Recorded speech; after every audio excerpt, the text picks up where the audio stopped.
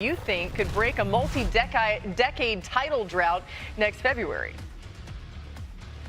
The long-suffering Buffalo Bills. Let's think of some of the similarities between that New York team and the New York Knicks. There was a defensive-minded coach and Coach Tibbs, and it was Sean McDermott, and they just kept coming up short. And so now you go offense with Mike Brown, and in Buffalo you go with Joe Brady. This gives Josh Allen an opportunity to take that next step along with DJ Moore and some other added pieces.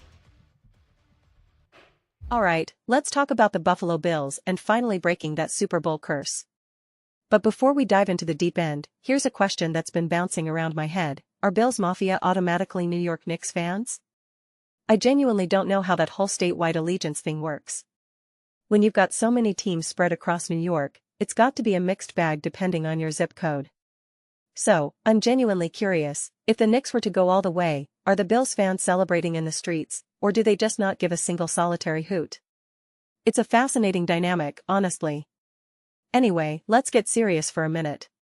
This isn't just about having a flashy offense. That's the superficial take. I've said this 100 times before, and it's still true even with Tom Brady stepping into the role. Even when he was the offensive coordinator, he wasn't the top dog. The head coach is a different animal.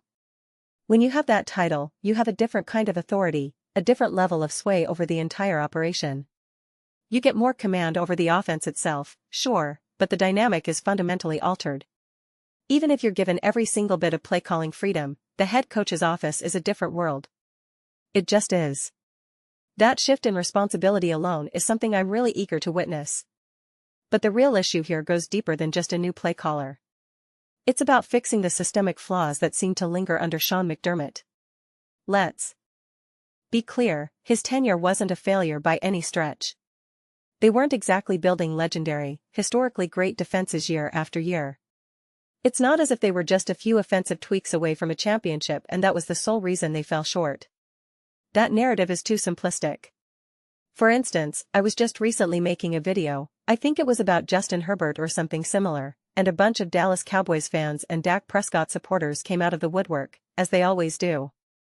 They were jumping to Dak's defense, claiming he gets an unfair shake and we need to cut him more slack. But if you actually rewind the tape and look at some of those crucial losses, especially those playoff exits against the San Francisco 49ers in 2021 and 2022, you see a pattern. You see an explosive, high-powered offense that was completely neutralized. Conversely, the Cowboys' own defense managed to stifle that same high-octane 49ers offense. It's a two-way street. You saw the same dynamic with the Baltimore Ravens. Their defense went into Arrowhead and held the Kansas City Chiefs to just 17 points in the AFC Championship game. That wasn't an accident. You're witnessing these teams where the defense isn't just a unit, it's a weapon. Some organizations foster a defense-first mentality, some don't. I wouldn't label the Cowboys as a defense-first team by any stretch, but their defensive unit was undeniably a massive asset. That's a big part of why Dan Quinn eventually landed another head coaching opportunity. The defense was a legitimate, tangible asset in the playoffs. It was a benefit to the team's success. And that's where the Buffalo Bills differ. They have had strong regular season defensive rankings. People point to that all the time, saying Josh Allen has consistently had a top 10 defense backing him up. But the crucial distinction is that those defenses were not assets when it mattered most. In the playoffs, they simply were not a factor. They weren't providing the game-changing plays or the crucial stops needed to advance. They just weren't. This brings me back to a point I keep circling back to because it's so critical. The problem is, whenever I bring up a player like Patrick Mahomes as an example, everyone gets tunnel vision. They immediately turn it into a Mahomes versus Josh Allen debate. But that's not the point. The example I'm about to use has nothing to do with Mahomes' greatness or the Chiefs' dynasty, it's just a clear illustration of how these game situations unfold and how a defense can alter a narrative. Patrick Mahomes threw a brutal interception in the Super Bowl. A terrible pass, a complete head-scratcher. But his defense bailed him out. They held the opposition to 0 points. 0. Those are the moments that change the course of history. They're monumentally important. Think back to that first Super Bowl win in 2019. Mahomes throws a pick against the 49ers. What happens next? The 49ers get the ball and manage AM. Easily 5 plays for 17 yards. If they score on that drive, they're up 27-10. The entire dynamic of that fourth quarter shifts. Instead, they go 5 plays and punt. Then 17 yards and another punt. Then Mahomes and the offense score. Then the defense forces a 3-and-out. Then another touchdown drive. It's the sequence. They force another 3-and-out. It's one stop after another, turning a potential disaster into a championship. These sequences are everything. Now, let's contrast that with the recent 2024 AFC Championship game. The Bills scored a touchdown in the second quarter, taking a 10-7 lead.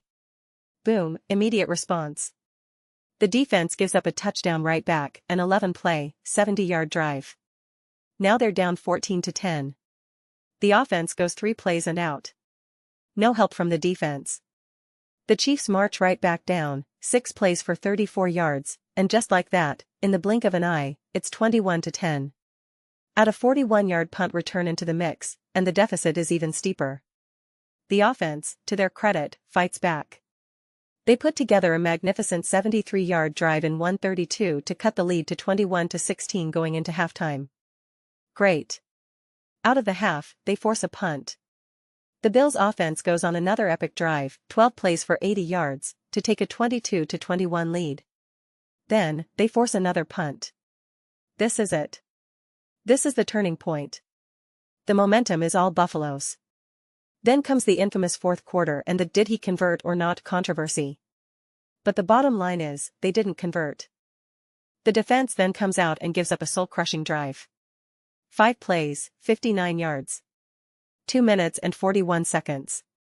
Just like that, a touchdown and a 2-point conversion, and suddenly you're down 29-22. But Josh Allen and the offense show their resilience. They respond with a 9-play, 70-yard touchdown drive to tie the game at 29-29. All tied up. The offense put the team on their back. And then, the defense immediately folds. They give up a field goal. They give up chunk plays, a 21-yard pass, an 11-yard pass, a 23-yard pass. And then, to seal the deal, a 10-yard pass and a 17-yard pass. Game over. So, when I hear people talking about hiring a new head coach, promoting from within, or the philosophical shift from a defensive to an offensive mindset, I agree. All of that is valid. All of that is important and exciting.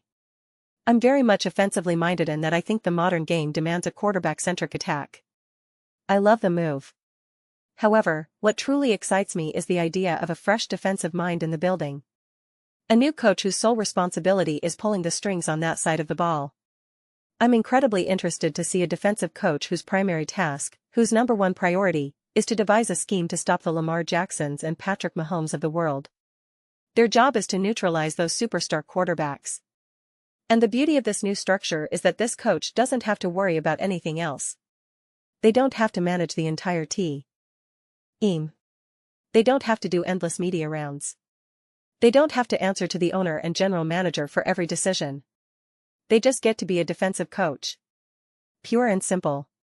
They get to focus on scheme, personnel, and execution on defense. That's it. I'm eager to see what kind of results that singular focus can produce.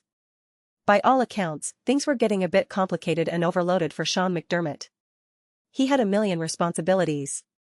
He was trying to be the head coach, manage the locker room, talk to the media, and simultaneously figure out how to game plan against the NFL's best defensive minds. And he struggled with that. It's an impossible task. Now, you're bringing in a specialist who only has to think about one thing, stopping the offense. If you have an elite quarterback, and you need to match up against other elite quarterbacks, it makes logical sense to have a coordinator who can spend 100% of his time on that challenge. When you're an offensive head coach like Andy Reid, you have the luxury of a superstar quarterback to handle that side of the ball. But when you need a superstar defensive performance to stop a superstar quarterback, you want a coach who can focus on that monumental task with every ounce of his attention. It's the most important job on the field in those games. He needs to find a way. He needs to find a path through the maze. That singular task deserves a massive amount of focus and attention. A monumental amount of focus. So, those are my 2 cents. I'd genuinely love to hear what you all think about this. Do you believe the Buffalo Bills can finally put an end to this championship drought this coming season? Drop your thoughts and hot takes in the comments down below. I make it a point to read every single one. So, whether you're totally on board with my logic or you think I'm completely off base, let's get some solid discussions going. Let's respectfully argue our points. But, at the end of the day, let's just have a good time with it. Also, if you're enjoying the content, please consider hitting that subscribe button. We're building an awesome community here, and I'd really love to have you on board. I want to create a space where we all feel connected and excited to be a part of something bigger. We're definitely making great strides toward that goal. And hey, don't forget to smash that thumbs up button, it genuinely helps with the YouTube algorithm and getting the videos out to more people. Thanks a ton for watching, and I'll catch you all in the next one.